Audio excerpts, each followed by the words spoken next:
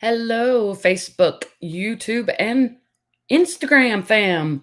Welcome. It is Tuesday night, and I am here with Cat Lines. She may look familiar because we did have her on the other night with Raquel and the Wildflowers. She is part of that group, but she also does stuff on her own. And y'all are in for a treat tonight because you saw the other night that she plays the violin or the fiddle, whichever you prefer to call it. It's a fiddle to me. You usually say fiddle, don't you? Or what do you I say, Kat? usually say fiddle just because when I'm playing with the country band, I'm playing fiddle style, but I Right. am technically classically trained. Right. And we talked about that a little bit the other night that you were classically trained and with that they're definitely going to call it the violin. They're not going to say fiddle, but yeah, I think that is it's definitely a country or bluegrass thing that it's called a fiddle, not a violin. But if you walked up in the orchestra and said, "Oh, I'm a fiddle player," they would laugh at you probably or It's an interesting perception kind of from both sides of the aisle. I think fiddle players who are like trained in fiddle and start that way probably kind of have a little bit of animosity towards violinists, and violinists sort of feel the same way. yeah, that's it. And it's strange because Which is silly because it's the same instrument. yeah, it's the exact same instrument. You're just playing a different genre of music is all it is. So, um, do you have a preference as to one or the other? I mean, obviously you can play both styles. So, Yeah, I mean it's so interesting to have kind of grown up doing violin and then made the switch and had like very different genre training. I started classical and then I went to this rock orchestra camp and I was doing rock and a little bit of jazz and blues and pop, and it's sort of, the lines sort of blend for me. Now I probably say fiddle more often than violin, but I use them fairly interchangeably because in different markets they mean different things. So if someone's looking for a session player for a country song, well, I'm a fiddle player. But if right, someone's like, I need a sub for a wedding quartet, I'm a violinist. And it's not different. I can do both things and it doesn't diminish the value of either, but right, it's all perception. yeah, that's it's so interesting. It is because I don't know of any other instrument that is so interchangeable like that. And I Yeah, mean, there's not, I don't think there really is necessarily, which is really quite funny. yeah, yeah, it is interesting. My sister played the viola in high school, and there's technically I don't know the differences between the two. I just know the viola is a little bit larger. But my dad was the same way. He was like, "No way is my daughter playing a viola. It's a fiddle." And it was just so Yeah, it's funny funny. because yeah, he was just like, "Nope, this is what it's called." It's like, And there wow, are five string fiddles, which the main difference between violin and viola is, like you said, it's a little bit bigger. But the viola has the C string, which is the lower string, and the violin has the E string, which is the super high one. So there actually are fiddles that have five strings. They have C, G, D, A, E. oh, okay, hmm. And I've seen lots of five string fiddle players because you can do double stops, which is playing two strings at once. And that way you have one more string to double on. Okay, interesting. I learned something new today. Huh. Yeah, it's very interesting. It's so much more diverse of a world than you would think it is. I own Mhm. and also play an electric violin that's five string.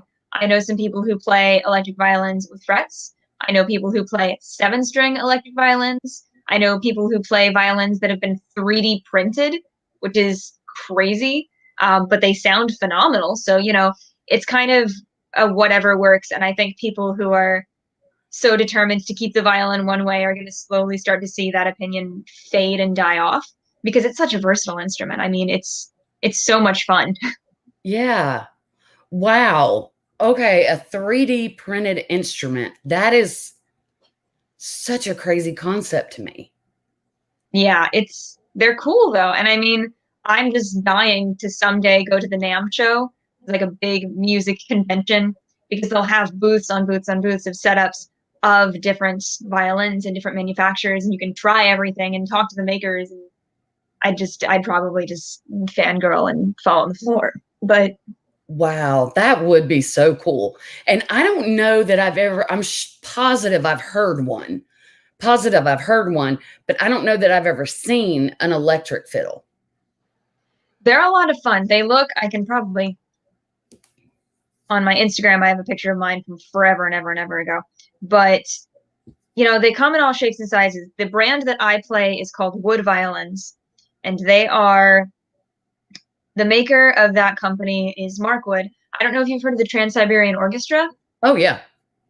But he was one of the founders, and he created this just absolutely incredible electric violin that I play and I love. I don't know if we can. Oh, wow. That's my electric violin, 5-string, purple, and it's just like an electric guitar. You can plug it into a pedal board and play with effects. You can plug it into a live looping pedal. You can enable it with all the different software so that it connects to lighting effects. It opens up a whole other world for Yeah. violinists. And you'll see a lot of them played at weddings or private parties because people love to book a DJ and a violinist, which is a really popular combination. You'll see them a lot of times with rock bands. You'll see them sometimes with heavy metal bands or death metal bands. Probably someone that I look up to the most in this world and that I've been so incredibly fortunate to get to meet and take classes from, Rachel Barton Pine, who is a classically trained violinist.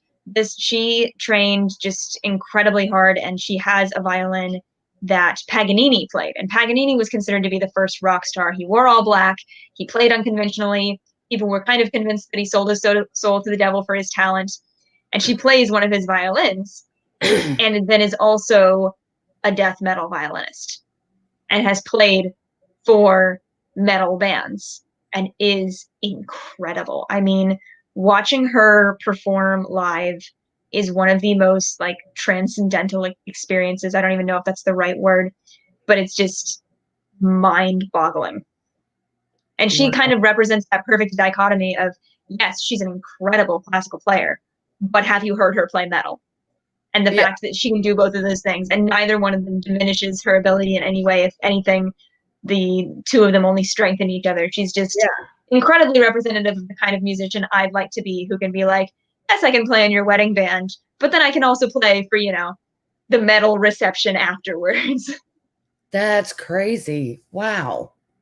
Wow. It's so much bigger a world than people think it is. I know violinists who play funk. I know violinists who play the blues. I know violinists who play hip hop, and it's very exciting. Wow. Yeah, I would have never thought of it in that broad of a range. I just think of it as either in an orchestra or in country and bluegrass. Wow. Yeah. All right. Well, do you want to go ahead and play us something? I would love to. I'm actually going to be playing guitar a little bit tonight. Okay. Maybe at the end I can go grab my fiddle. But I have original music out on all of the streaming platforms. And this is my guitar, which I have not been playing nearly as long as my violin. But the first song I released this year, and this year was kind of very exciting for me because it was the first time I was officially releasing original music on all platforms in the most like widespread way possible. I chose to release this song first. It's called Let 'Em Talk. I wrote this for myself and also for my sister because we're both in the arts industry and we both experienced kind of the harsher side and the criticism and the self-doubt and how easy it is to get caught up in people telling you that you're not good enough and that you will never be good enough. And so I experienced some of this in college, and I remember one day just getting to my room and feeling it all, and half of the song just wrote itself.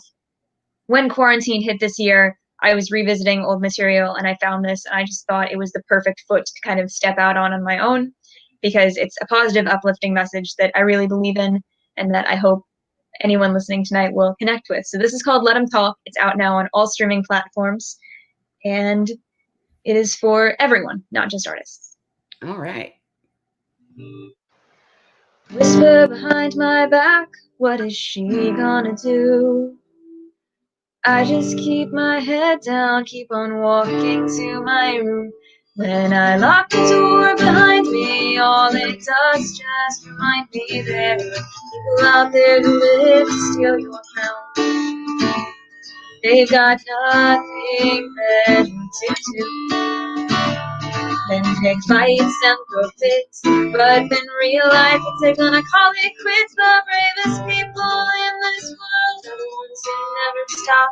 Never let the whispers weigh them down. No critics who love their thoughts. If they're gonna gossip about what you did, if they're gonna mock the way you live, just know they tried your shoes, they could never walk your walk.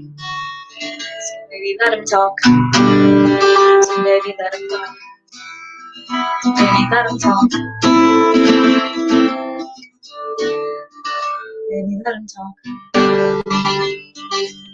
Getting up in your face, tell me what did you do?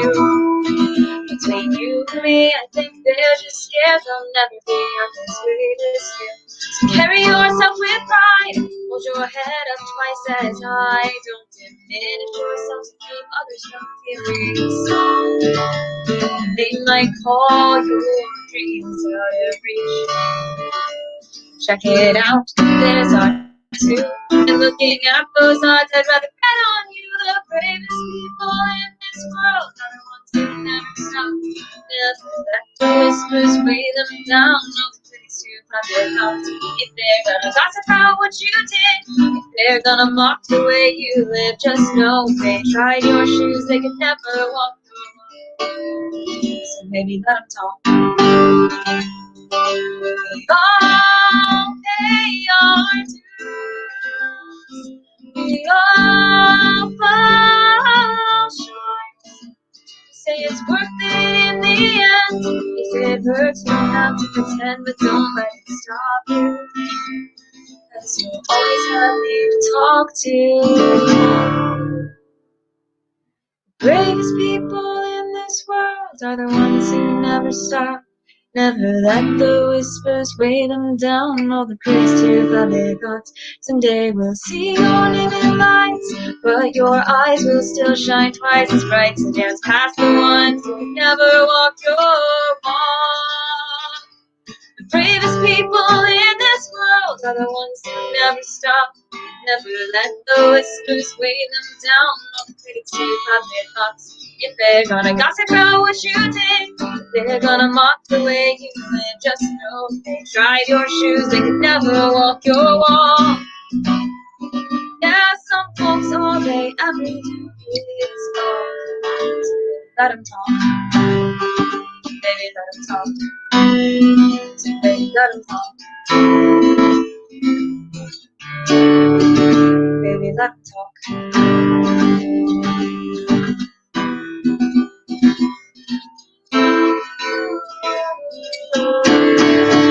Baby, let them talk.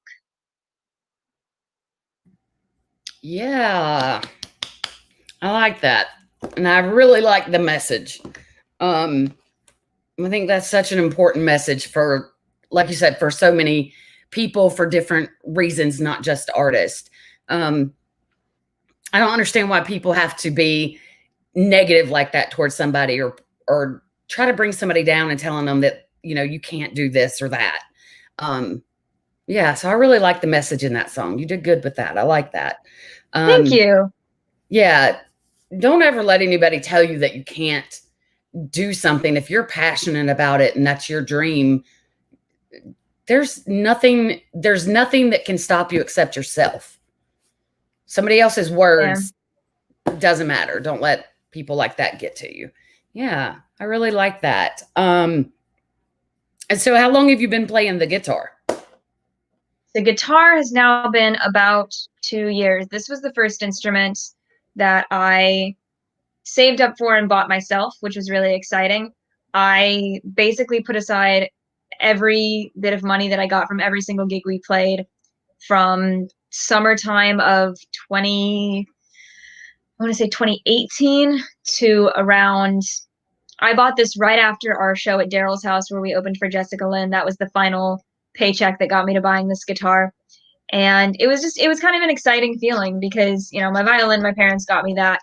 And obviously that means a great deal to me. But the guitar was kind of me stepping out on my own and saying, like, yes, violin is absolutely my first love and my main thing, but I'm also going to explore my songwriting self and my performing self and kind of my solo work as well. So this was very meaningful to me.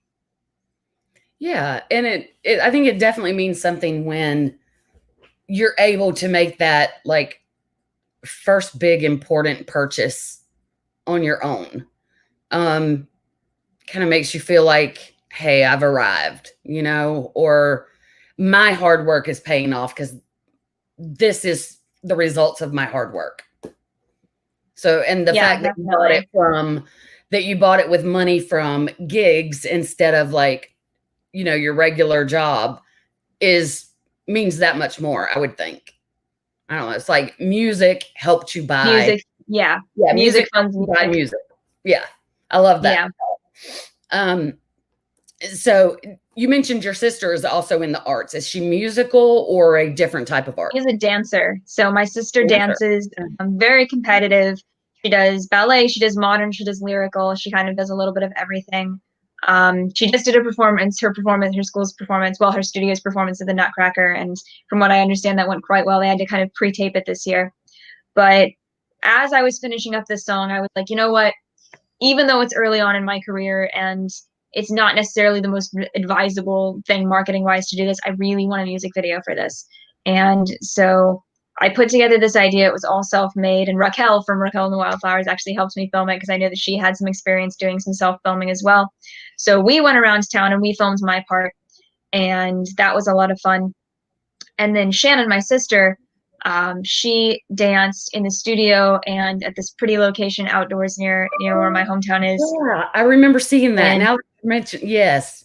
yeah, so I had her choreograph to it. So I was like, okay, from the second verse, which is really where I start talking about you, to the end of the song, choreograph for me.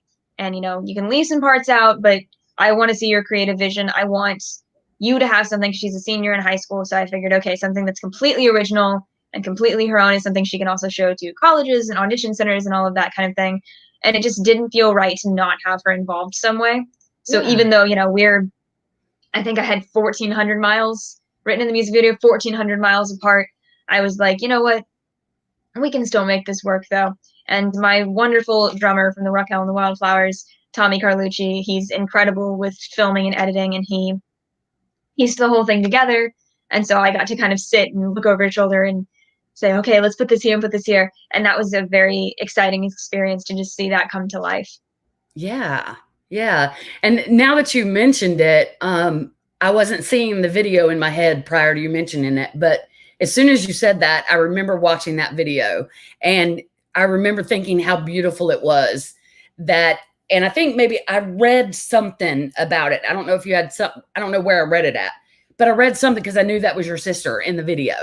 Yeah. And I just remember thinking when I watched that, how I've got chills talking about it now because it gave me chills at that moment when I first watched it, how like meaningful that had to be, not only to just you and your sister, but your parents as well. Yeah, my mom was really excited about it. Yeah, I am sure as a mother, I can imagine she was like in tears when she watched it the first time. Just, so proud of her daughters.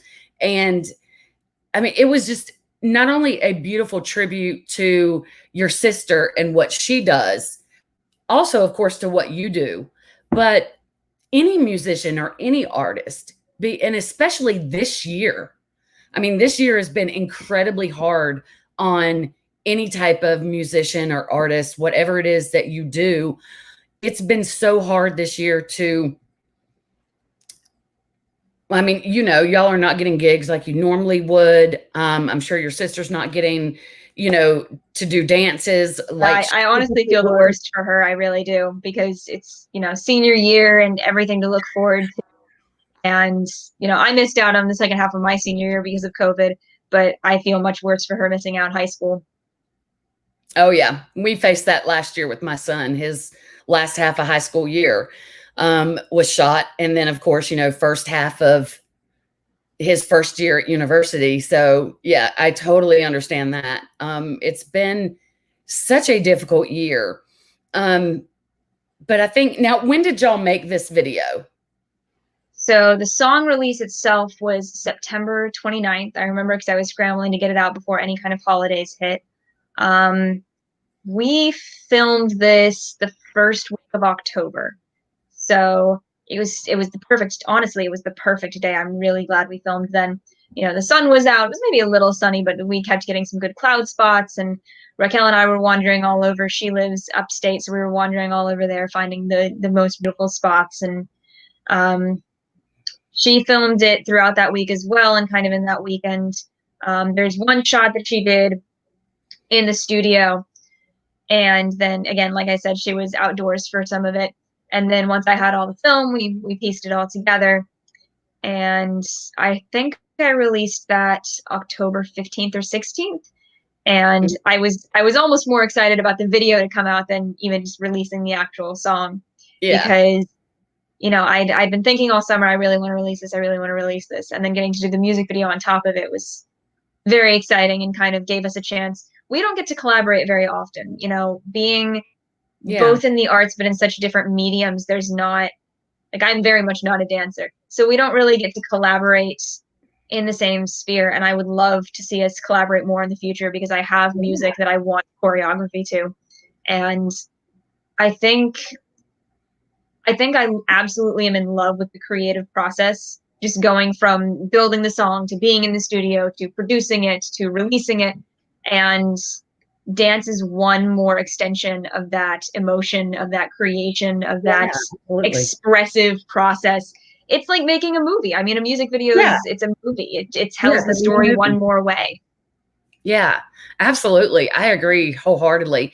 And I don't, you know, I'm not a marketing person, but I don't think it was, I understand why they say, you know, don't make a music video with your first release. And it's probably more so money wise. It just doesn't make sense money wise to do it.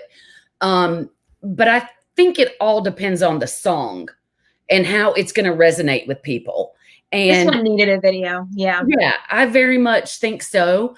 The video really brought the song to life and was able to show what you meant by it. I mean, the song could be interpreted a lot of different ways. You could, you know, it could apply. And I think that's what songwriters probably are after, that, yeah, this is how I meant it, but you can take it this way or this way or this way. And I'm okay with that. I want it, you know, you probably want it to be a little bit versatile, but to be able to do the music video and show your thought behind the song and just see it come to life.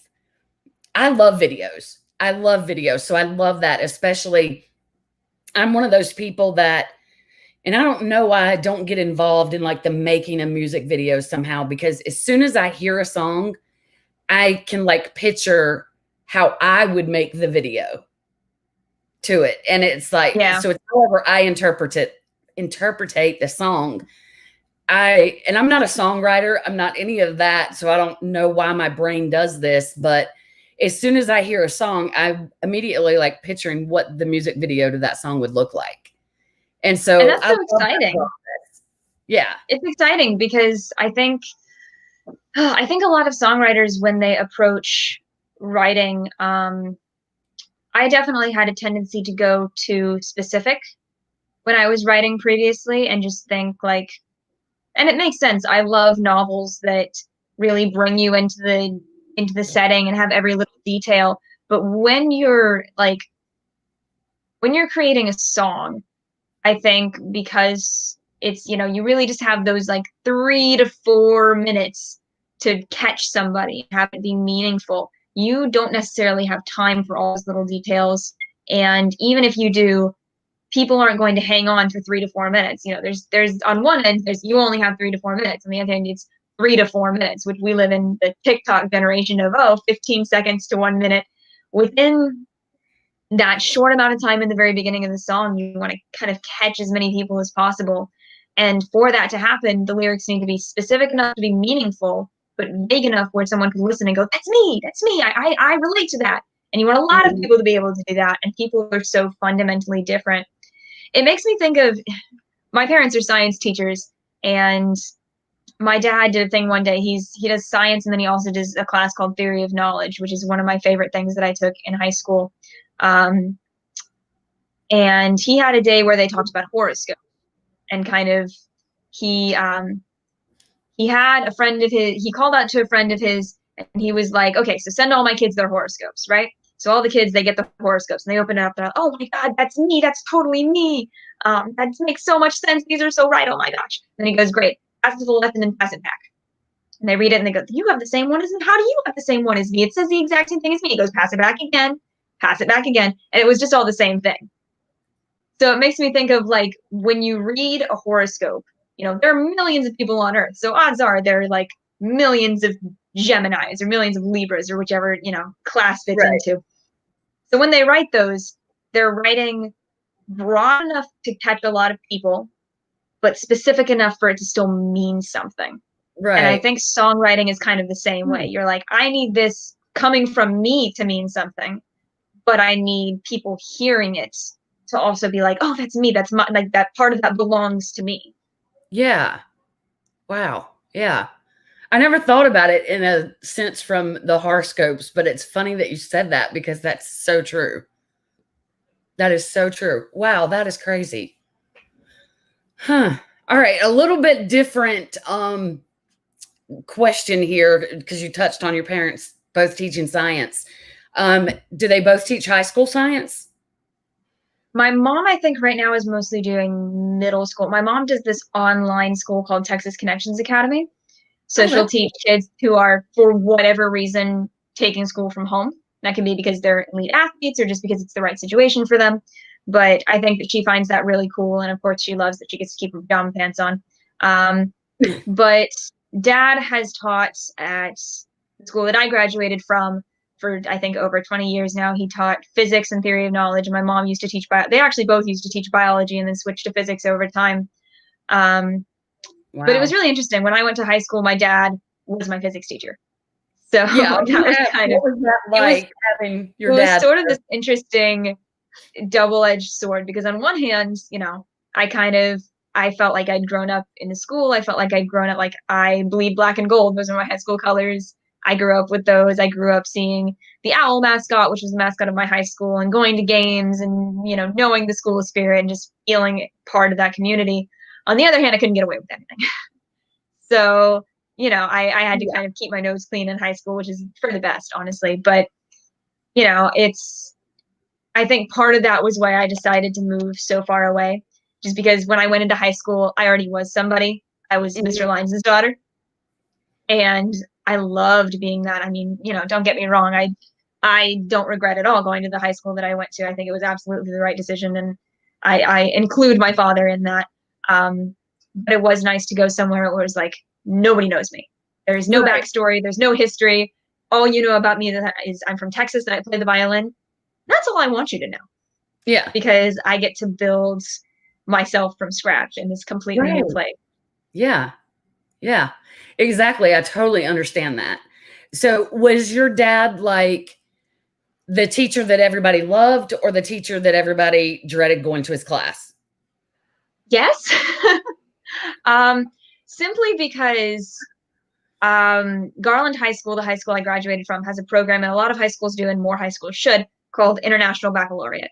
It's considered to be a very difficult program to go through. I think it's an extremely effective program to go through. The way I describe it is AP, which most people know, is a lot of information, a little bit more surface level. And IB is a little less information, but more in depth. So I wouldn't say that either one of them is better than the other necessarily, although I definitely prefer IB. It is a very difficult course. It takes a lot of testing. It is a lot of writing papers. It is a lot of presentations. So for that reason, his class was kind of a feared one because IB physics is very difficult. It's a lot of writing labs, but it's a lot of hands-on engagement. It's a lot of real-world application. It's a really fun time. I honestly liked it. And my dad is very personable. He's got a very unique personality. He's very sarcastic. His students have made him a sarcasm meter that he keeps in his room, and it goes like caustic, acerbic, satirical, sarcastic, tame, or something in that order, and they'll go up and they'll move it around for fun. So I would say people look forward to it because He is, and I think a lot of teachers are, just very much cares not only that you know the material, but that you make the connection about why it's important. Right. Yeah. And so his class is hard, so he's definitely feared. And if you don't work for it, you're not going to do well. Yeah. But it's well worth it because he's had students come back from everything from astrophysics to fashion and say, your class made a difference for me. Yeah. All right. So yeah, So that makes a difference. And I think you can be that hard, stern teacher, but still be very much respected and very much loved. And it's those teachers that make a difference in a child's life, not only right now, but in the future. And we yeah, were so blessed that Zachary had teachers like that at his school. He actually went to an early college. And so, he, along with what you were saying about your dad's class, Zachary had those same type of classes. They were really hard. And unless you wanted it, you weren't going to do well.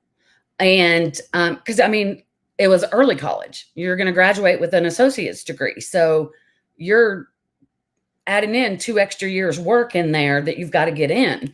So, but his teachers were the type of teachers that honestly cared what the kids did and how they did.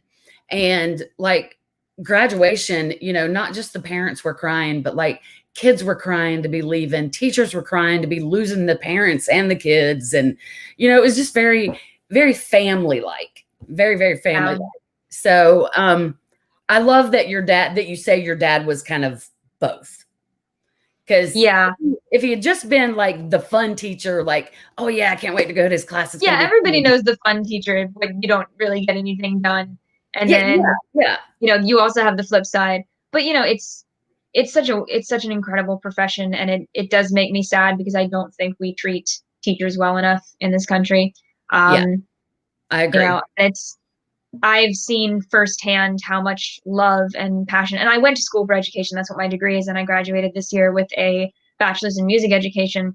And I've seen Oh, that's firsthand, what I was going to ask you. That's what we were going to talk about next. So yeah, yeah. So I've seen firsthand both the like love and the great moments and the like watching the light bulb come on. And I still teach privately, and I love doing that. I love that one-on-one moment of like, I've explained it to you, and suddenly it makes sense, and yeah, kind of seeing like, now it makes sense, but now you're going to take it to the next level and figure something else cool out. So I went to school for music education because I knew I wanted to do music, but I also knew that I love working with students, and I love the idea of being in a school. I also saw this year when the tables were turned and schools were shut down and everything was absolutely crazy, how quickly people went from like, oh, thank God for teachers, we really should take better care of them, to in the span of a few short months, oh, these stupid teachers, why won't they just get back in school and figure things out? And it's so frustrating when I've seen for literally my entire life all the love and passion and work that goes into this job. And it's the same with music.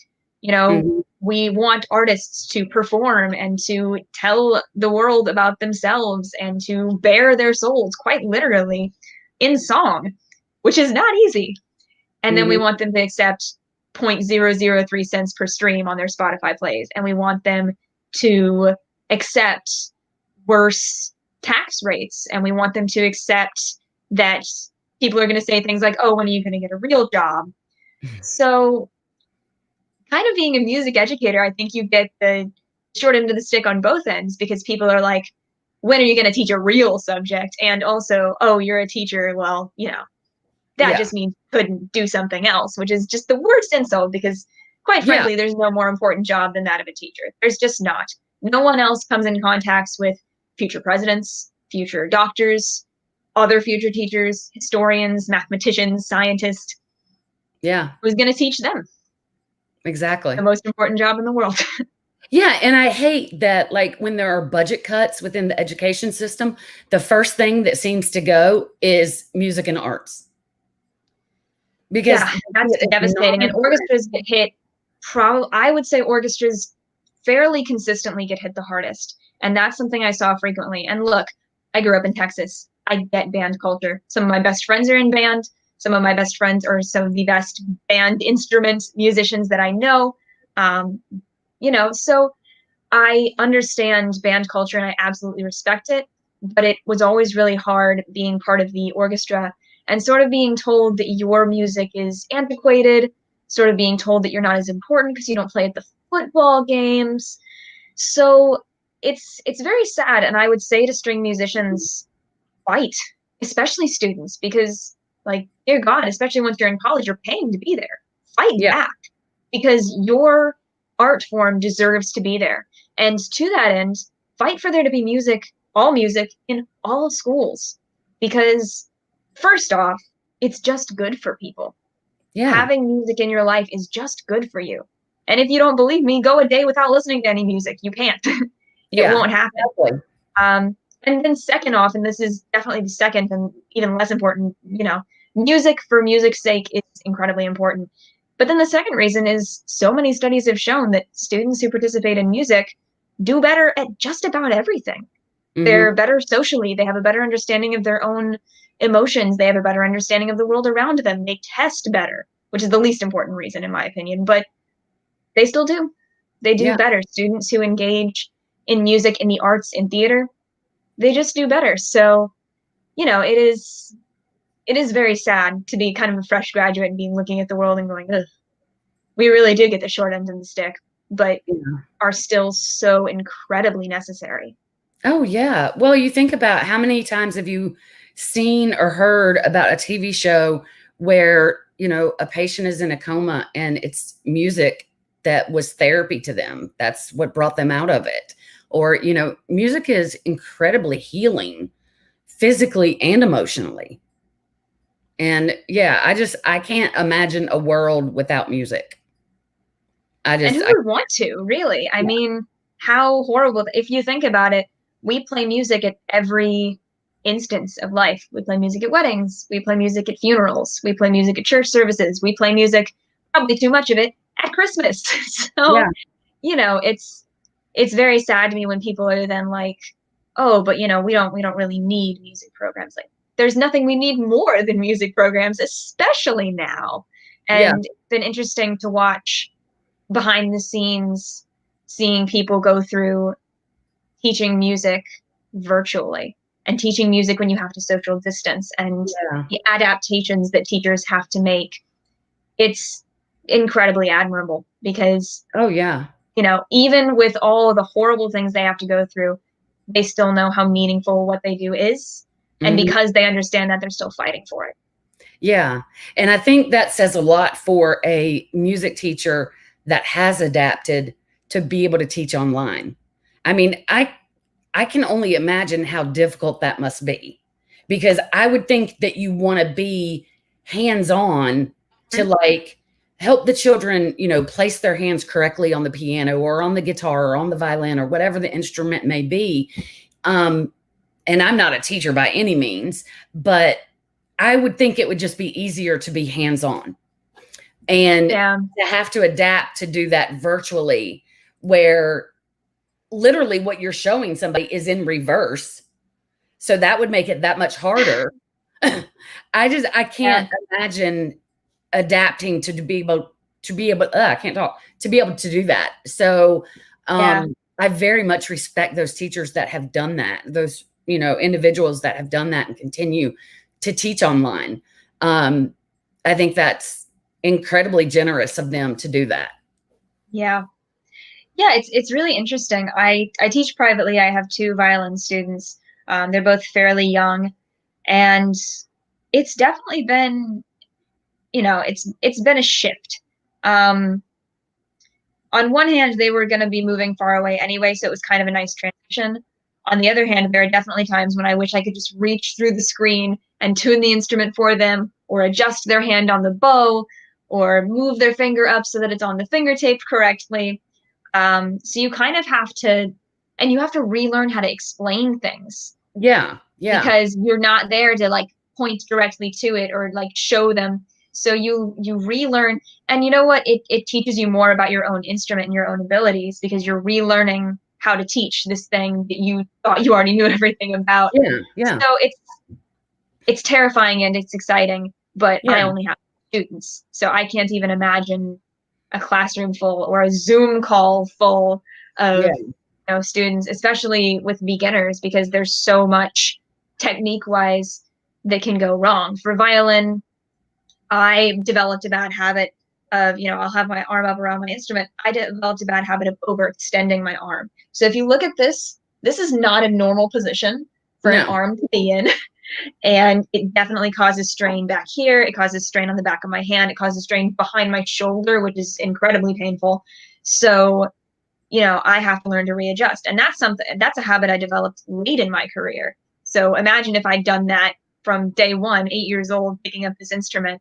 I know people who will hold their bow and they'll do it. I'm going to grab this pencil. They'll do it with their thumb, kind of Yeah. hitchhiker's thumb. You have to have it rounded. So it's all those little bitty details. And for teachers right now to find new ways to explain that is sort of exciting, but also you then remember all the other things they have to deal with and you go, oh, maybe Yeah. we could have less excitement. Yeah. Yeah. Now, do you find it easier to teach children or adults? I like to say that it's not age, it's all motivation. So I have a student right now who I believe she just turned 7 and is probably one of the most highly motivated students I've ever worked with. And she'll make really awesome connections and she'll get it and you can tell she's practiced and she's worked for it and she's done a lot of music. I taught someone who was older. I think he was in his 70s and he did well. We had a good time and we really, I enjoyed teaching him immensely, but they were both beginners and he did not progress as far because he did not practice. And I would tell him time and time again, I'll take your money, but you're wasting your own time if you're not going to put in the effort because I'm only where I am because I practice. Right. There's, you can expedite the process by practicing more, but the bottom line is this is going to take years of practice. Yeah. So, it all comes down to how much do you like it? How willing are you to carve out the time? How effective will you make your practice? I mean, it's just like, it's like going to the gym. If you go to the gym and you work out, but you have bad form and you don't spend enough time or you don't do enough sets, you'll probably see a little progress, but you won't see very much. Whereas it's the same thing with violin. If I go in and I just play something that's easy every single day and I play it over and over, I'll get really good at that one easy thing. But then if you put something hard in front of me, I'll have no idea what I'm doing. Yeah. So that's actually something one of my students asked me recently. She just goes, "So do you still practice? Or are you like done?" And the way I explained it to her, I was like, it's such a funny thing though for a little kid. Like it makes sense for them to ask that. Yeah. And I was Yeah. like, well, think of it this way. I'm 22. Hopefully, I've got another 60 to 80 years to live. How boring would those years be if I knew everything and was done practicing right now? There are millions of pieces of music that I've never even laid eyes on. Mhm. So I'll never know everything. And that's just going to have to be okay. Yeah. Yeah. I mean, and that goes with anything. You want to continuously be learning. If I feel like, and by profession, I'm a nurse, but I haven't been able to work as a nurse in a long time. But I used to always say, especially to new nurses or med techs or CNAs that would ask me similar question or some, whatever. I often said, the day I quit learning is the day I need to quit being a nurse because there's something new to learn constantly. Yeah, I Constantly. imagine especially in the medical field. I mean, Yeah, in this medicine, year is the perfect example. yeah, yeah, exactly. It's ever changing, so there's always something to learn. But with music, it's the same way.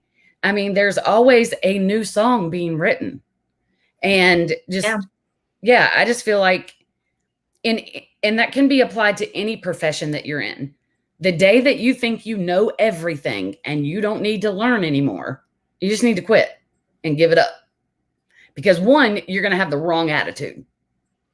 That's the biggest thing, I think. I think attitude in any industry, but especially just because music, there are so many people who come from so many different backgrounds. And I think because music is just, it's so personal and people discount it for that reason. They think, oh, it's an emotional thing. You feel it and then you do it. So it's like they think I feel sad and I pick up the violin and my fingers just know how to play sadly.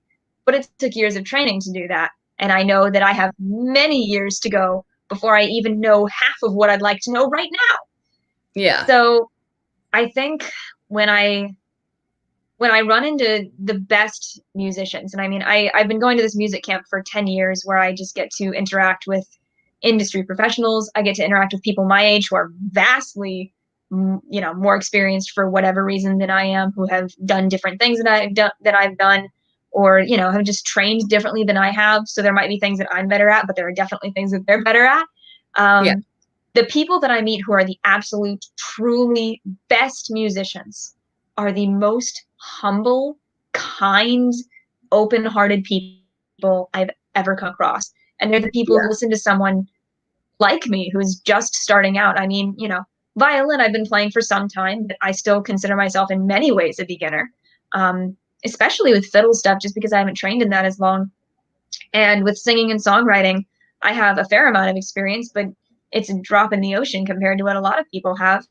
But they're the kinds of people who will take the time to talk to someone like me and say, this is, these are the things that I learned and these are the things that might be very helpful to you. So I've always been taught, like, the trifecta of getting gigs is show up early, show up prepared, and be on your absolute best behavior. Know how to network, know when to be quiet and get out of the way, remember everyone's names, meet everyone.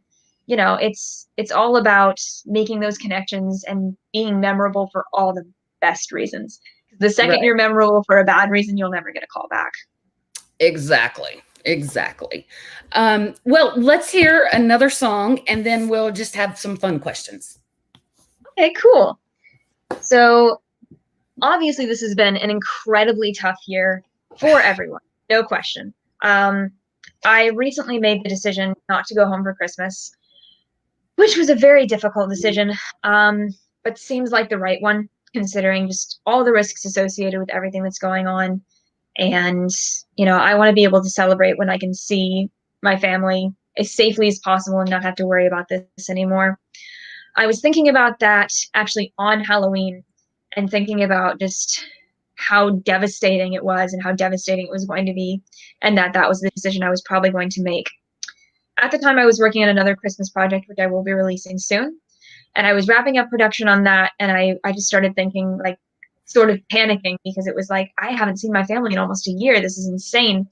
So as an exercise, I got out my journal and I wrote down everything I love about Christmas, from apple cider to our absolute smorgasbord of ornaments on the tree, to the music we play in my house, to the fact that I don't get to church very often, but that's the day that I go. And it's incredibly moving. And this song felt like it wrote itself in the next 2 days. And I remember thinking, like, oh my God, if I'm going to release this, it has to be done in like a week. So it was a sort of like Roadrunner top speed production week. And then it was done. And it felt like it absolutely needed to be out this year. I released it last Friday, December 11th, and it's called It'll Still Be a Merry Christmas. And it applies every year because there are always reasons that people can't get home from being deployed in our armed forces, to working with the sick, whether, it's a pandemic or a regular year, to career problems, to flights getting canceled. But I wanted to write a song that would bring just a little bit of hope back to one of the most difficult years I think most of us have ever been through. So this is called It'll Still Be a Merry Christmas. It is out everywhere, and I'm so excited for you to hear it. All right.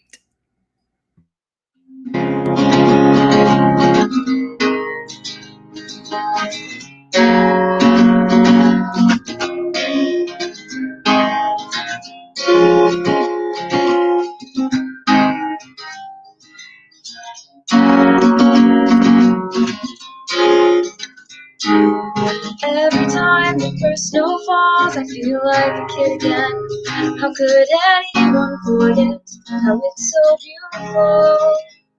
A few weeks from now, the trees will soar from coast to coast while fires roar, and folks will paint their whole towns red and green. And I just want you to know, even if I can't make it home, it'll still be a I'm around if you just listen, yeah, it'll still be a Merry Christmas. Cause the greatest gift I could ever ask for isn't one you buy at the store. Just pick up the phone, I'm only a call away. And if I could just see your face, it'll still be a Merry Christmas Day.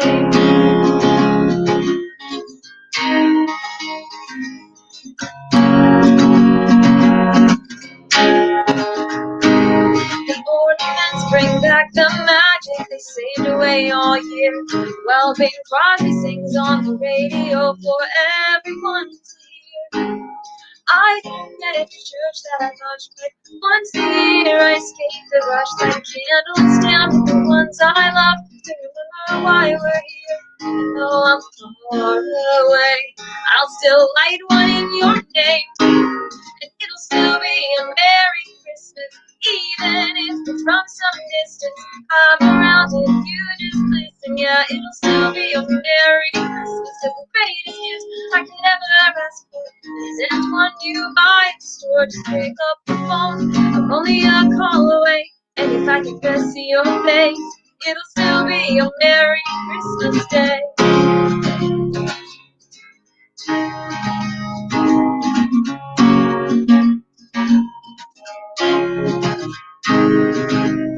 It won't be the same, I know, if I can't make it home. But I still have hope. It'll still be a Merry Christmas, even if it's from some distance. I'm around if you just listen, yeah, it'll still be a Merry Christmas. Cause the greatest gift I could ever ask for isn't one you buy at the store. Just pick up the phone, I'm only a call away, and I'll be home someday. It'll still be a Merry Christmas, even if it's from some distance. I'm around if you just listen, yeah, it'll still be a Merry Christmas. Just the greatest gift I could ever ask for can't be wrapped in so much more. Just pick up the phone, I'm only a call away, and if I can just see your face, it'll still be a Merry Christmas Day.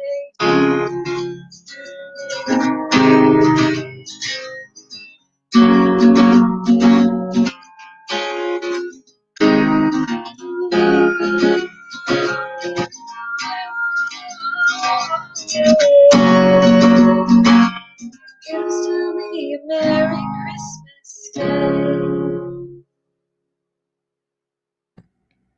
I love that. Such a beautiful song. And I love the message behind it. You have this amazing ability just to write songs that, how do I want to say it?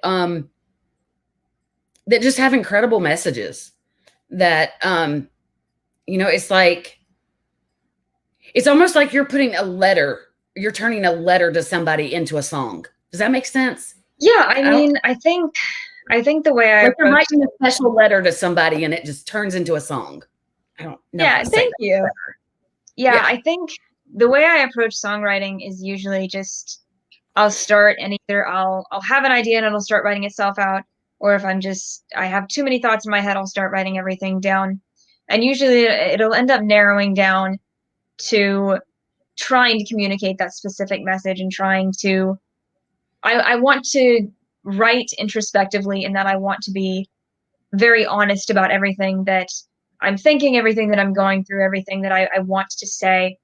But like we said earlier, in a way that people can hear and think, like, this could be me writing a love letter to someone I care about, or this could be me writing something to someone I'm seeing going through bullying or self-doubt or depression. So I want to write music that lifts people, but I always want to be honest. I always strive to be very honest without being depressing. I had a very difficult last 2 years of college, and a lot of the material that I'm planning on releasing next year deals with that. But there's one particular song that took like probably 3 years to write, and it was because every time I tried to write it, I was in such a dark place that I couldn't put it into words without it feeling like just absolute like a weight, like something that I was putting on to someone else. Like if I sang that song to someone, they just feel like, oh, I'm depressed now. I wanted to write the song in a way that was like, I have gone through this very painful and difficult thing, but I have evolved through it, and perhaps there is a happy ending to this. And so I'm very excited to release songs next year. I have probably almost 10 songs that I'm really hoping to get all of them out. The difficult part is going to be recording remotely, but that was kind of the hope of this year, was to get into the rhythm of doing that, so that next year I could be very on top of, here's a new single. Okay, are you done with that? Here's a new single. And just get as much music out as possible. I have waited so long to fully engage these songs that have just been sitting in journals for years and years and years. And when Let 'Em Talk came out, it was like a gateway. Yeah. It was like, finally, okay, here's my stuff. Yeah. So did you purposely wait until you were finished with college before you started releasing music? I think I was honestly just so busy. You know, my first 2 years of college, I felt very green. I just moved from this new place. I'd never even been to New York City before I moved up here. And I was very much learning the ropes. I was figuring things out. My freshman year of college was very much a like, okay, now that no one from my hometown is watching, who do I actually want to be? Sophomore year, second semester, was when I found Raquel and the Wildflowers. And I had never really been, I know a lot of people probably say this, I'd never really been a party person in college. I didn't care that much for the party scene. I would rather just be practicing or writing or hanging out with a small group of people. I do consider myself a people person, but the college party atmosphere just really wasn't for me. So when I met the Wildflowers, that was kind of my party scene, where it was like, okay, this is what I actually want to be doing with my spare time. So I kind of wasn't on campus very often. I was either, if I was on campus, I was either in class doing homework, practicing, or I booked a rehearsal on my campus for Raquel and the Wildflowers, so we could just rehearse there, which was very convenient when they ran late, because I could just fall into bed after that. But yeah, I was just so incredibly busy, and especially, you know, junior year of college is a really tough time. Senior year of college was crazy until COVID hit. And so it was kind of like, I always knew I was going to release my own material. I was just kind of waiting for kind of the know-how, how to really do it. I'd released a couple of songs for fun after high school, and I just didn't really understand what a distributor was or how to market them so that they'd reach people other than my immediate friends and family. And then working with the Wildflowers and working through college and meeting all of these other musicians, I kind of learned how to do that.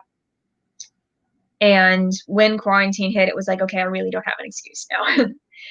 So I'd saved up all this money because I was supposed to go on this big trip my senior year, and that got canceled. And I was like, well, we're just going to buy recording equipment now.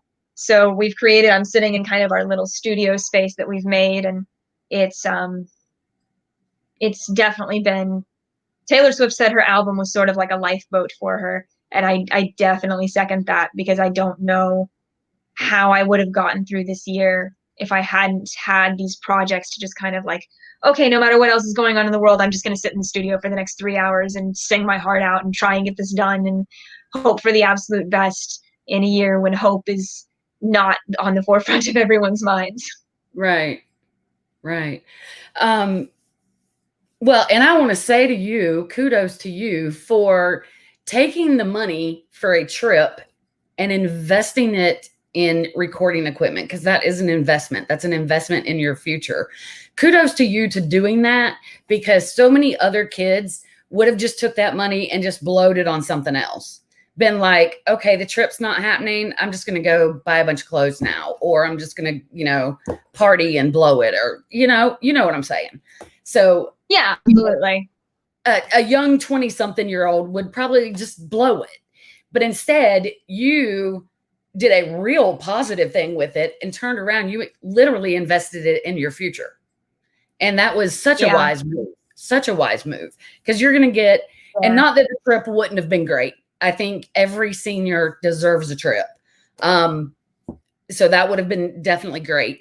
But that was such a wise investment in your career and in your future, that because you're going to end up getting so much more money back out of that than what you invested.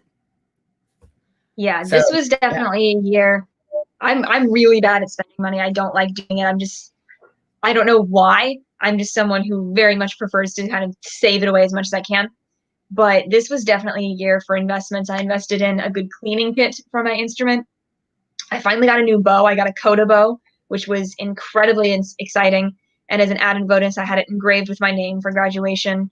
Oh, It was just sort of a year to decide, like, okay, if I really want to do music full time, both on my own with my own project and with the Wildflowers, because those are both projects I see myself continuing for a very, very long time, I mm-hmm. need to have certain things. And Yeah. even though I can't work right now, I'm still private teaching, which means I'm still making some money. And if I'm going to invest in anything that will both further my future and bring some joy to this absolute freak show of a year, then it needs to be music. It needs to be things that are really going to help. And then it can help, sort of help me justify why I'm spending all this money. Yeah, absolutely. Absolutely. Okay, well we're almost out of time. So let's switch gears and just a few fun questions. And then did you want to get your violin and end with something, or you feel Do you we think can I go if should? you don't What do feel you up to think? it. Hmm? What do you think? I'll let you decide. Well, you know I'd love to hear you play, but I'll leave it All up right. to you. Totally up to you. Let me run upstairs really fast and grab it because Okay. I was a doofus and left it upstairs. Okay. I will be right back.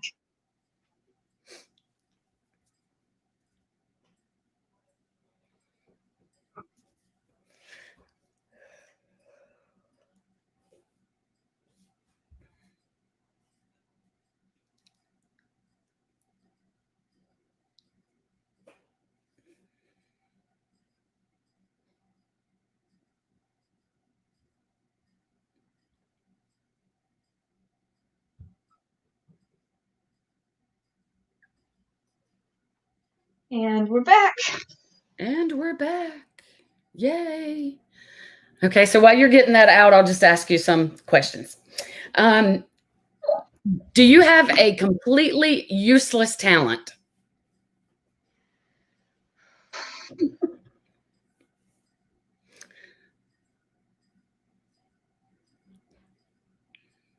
This is probably weird, but I don't think so. Yeah, I You know thought what? about that Here too. we go. Now that I've graduated college and I'm not in a school teaching and I'm not in a field where this is necessarily useful anymore. So it is a useful skill, but it's not like an immediately useful skill. I'm really good at PowerPoint presentations. Hey, that is a I good skill. really, like I said, in high school, I did this rigorous academic program, and now I'm just strangely good with PowerPoint presentations. Yeah, that makes sense. So I guess that's a not super applicable skill right Hmm. Nah, probably not right now, but I mean, having that knowledge, that technical knowledge of computers is probably very handy in the production of future videos, I would think. That, for you to just be somewhat knowledgeable in how the technical end of things work, I would think. I'm now. not Yeah, technical minded at all. So, I'm like yeah. phasing into it. Yeah. Yeah. I could see where it would be helpful. Now, if you could only do one or the other, would you rather sing or write? Gosh, that's just a death trap question. I'd probably rather write because I'm always going to play. There's Yeah. no question in that. I'm still working on building up my own confidence around my singing. So right now, the answer is definitely write because I'm a little bit more confident in my writing. And Hmm. it's something that I see myself doing more collaboratively. Like I sing backing for Raquel and the Wildflowers, and I love doing that. But if I were to collaborate with more artists, especially as individuals, I would love to be in the room writing with them. Mm-hmm. So we'll go with write. But that's a very hard. All right, that makes sense.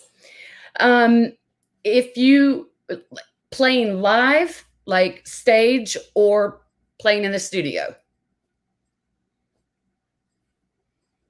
Probably playing live, just because the energy is so different, and especially right now, I just miss it so much. Yeah. The right crowd makes all the difference. Having Exactly. the right crowd is so important. Yeah. And on the opposite side of that coin, being able to get past it when you don't have the right crowd equally is important. You still Yeah. got to play. Yeah. I could imagine how difficult that would be if, I don't know, you're opening for somebody and you've got this crowd that, of course, has never heard of you and they just don't respond well to you. I don't know how I would handle that. I would be like, what do we Being do a now? new artist is a hard sell. You have to convince people that you're worth taking a chance on. Yeah. It's like incredibly hard because so many people just don't even know how to talk themselves up. I am very Yeah. much one of those people. I'm like, I sing and I play. Please hire me. Yeah. You have So to learn how to are be like, you, I'm experienced and I'm good at this and I will be a good, yeah, you've got to sell them on your performance skills just as much as your singing and playing abilities. Um, would you say it's more important to, like, when you're playing to a new audience, um, is it more important to play a cover song greatly or play an original that you think is just going to blow them out of the water? unpopular answer, probably both. The reason why and how a lot of artists will arrange their sets, even when they're sort of more on the like really for real up and coming, you're starting to hear them on the radio, they will usually do cover original, cover original, or like cover original, maybe another original if it like really makes sense. But they'll intersperse their sets with covers because you need to have things that are gonna hook people, and they're gonna be Yeah, like, I that are know this, familiar. I'll sing along. And then hit them with the like, this is an original, I hope you like it. Yeah. Like something that really makes sense. I would say you can probably get away with playing a cover not as well. I mean, if you want to be at the top of your game, you need to play everything well. But if you're going to skimp on something, skip on the covers because people will sing along anyway. They Yeah. know the They know words. the songs. They Yeah. want to, and like, you have to remember people want to engage with you. People Yeah. want to like enjoy it. Nobody wants to see you fall on your face except really terrible, mean people. And there aren't actually as many of those as you might think. So I would say you can get away with messing up a little on a cover as long as you nail the original. Because if the original is not good, there's no way you can sell it. Yeah. All right. That makes sense. All right. What are we going to hear on the violin? Fiddle. I'm going to play kind of my usual go-to, which is a song called Ashokan Farewell. And it's a tune based out of New York, actually, at a fiddle camp. And it's something I really relate to because this rock orchestra camp I go to, I've been going for 10 years consecutively. And I started going when I was very young. It was extremely formative. I met so many people there who just became family. And the Yeah. last night of every camp was always devastating because you knew it was coming to an end Oh, and you yeah. were celebrating because what an amazing week. But oh my God, tomorrow I have to go home. What am I going to do? How am I going to stay inspired in this terrible world for the next year before I see these amazing people? Yeah. And this song was written by the head of a music camp. And he was sitting there on the last night of his camp going, oh, how bittersweet, how painful to know that we won't see each other for so long, but how amazing what we've accomplished in so little time because we're musicians and this is what we do. And he wrote this song. And it's a tune by Jay Unger. And it's called Ashokan Farewell. And it's insanely beautiful. And it's one of my favorite things. And while I have it out, I'll show you. This was my graduation present to myself. Oh, wow. So this is my coda bow, and you can't fully see it, but it is purple. Oh, I can tell now. And Yeah. yeah, Oh, yeah. it's fantastic. So this was one of the big investments of the year, and I absolutely do not regret it. It's an incredibly well balanced bow. It weathers very well. If we go and the weather's not very good, it's still Mhm. quite good. So yeah, but this is a gorgeous classic fiddle tune, and it's one of the first that I ever learned. There was actually a way simplified version in my first ever classical violin book. So I remember coming back to this and being like, this is sort of the root of everything. Yeah. So I hope you enjoy Okay. it.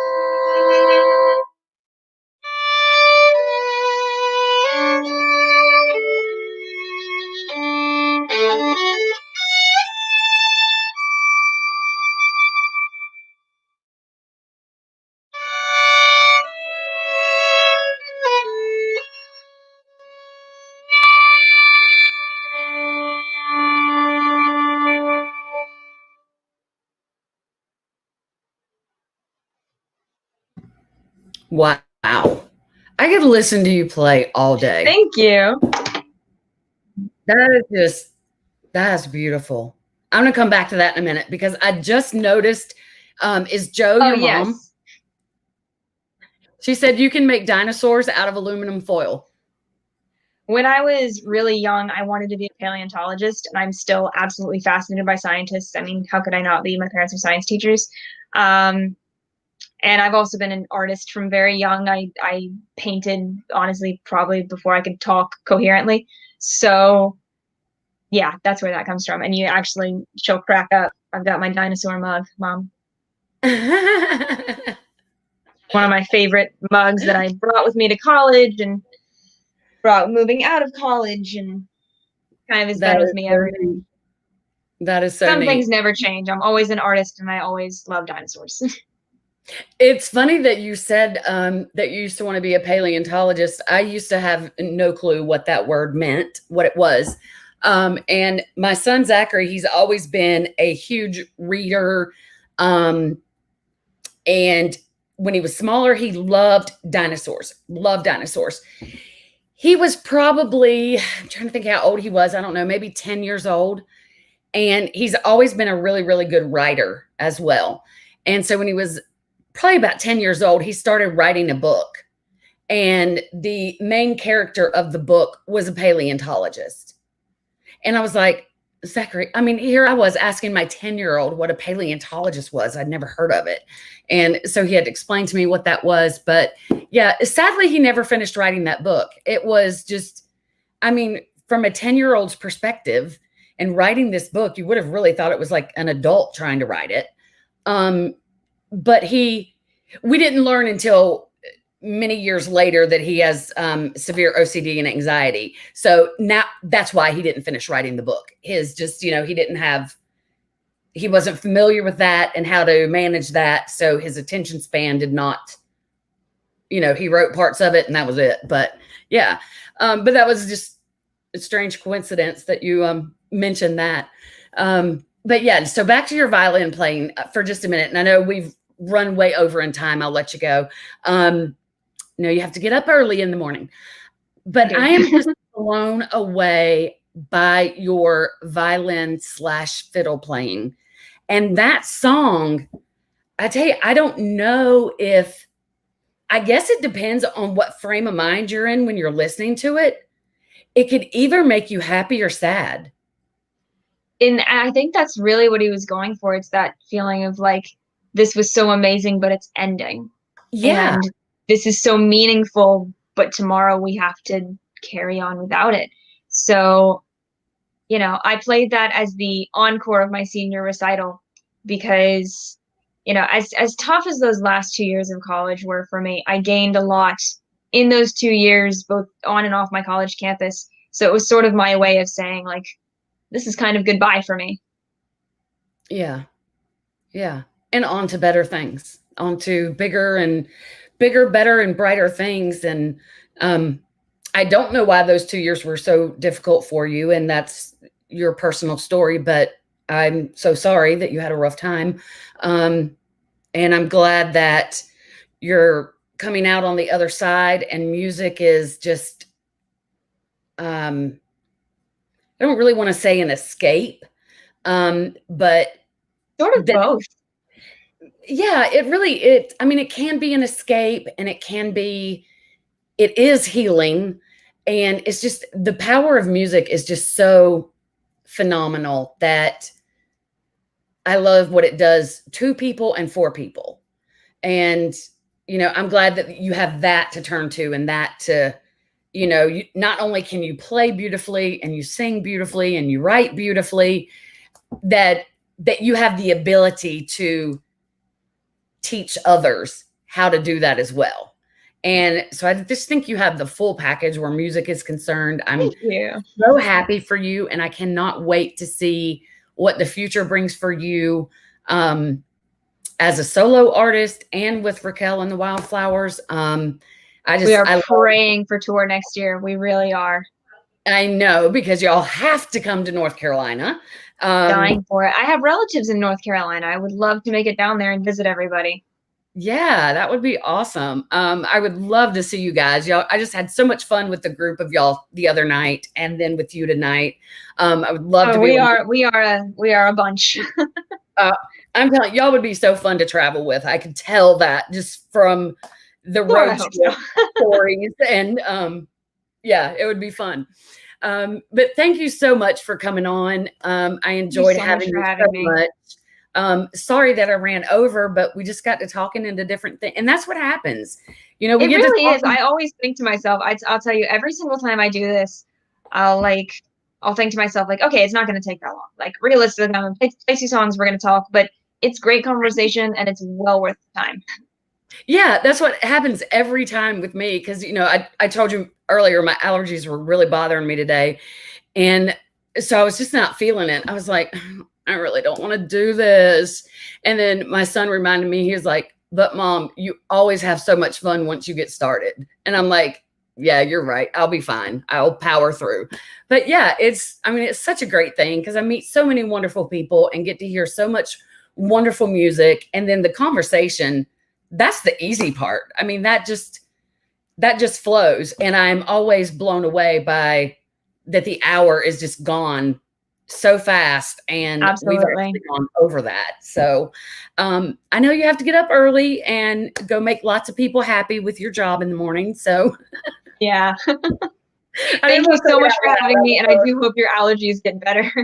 Uh, it will. It's just this time of year. It's always bad. And the weather right now is just so rainy and dreary outside. So it's Yes. just blah. But yeah. All right. Well, if I don't talk to you before, have a very Merry Christmas and a And you Happy as New well. Year. And but we'll stay in touch and best of luck to y'all in 2021. I hope and pray that everyone gets to get out and start playing live again and doing all the things that mean the most to you. So, but Yes. thank Thank you you for so, coming so much. on. And thank you for having this platform for artists. It's really been a bright spot and it's so meaningful to us, especially right now. Well, thank you. I enjoy doing it so much. It's so much fun. Um, those of you that tuned in and watched live, thank you very much. Those that will watch the replay, don't forget to go follow Kat. It's Kat Lines. You can stream her music on all musical platforms, wherever music is. And she is also on It's That Way in Texas, too. I am so sorry. Seems like it's that way for everybody.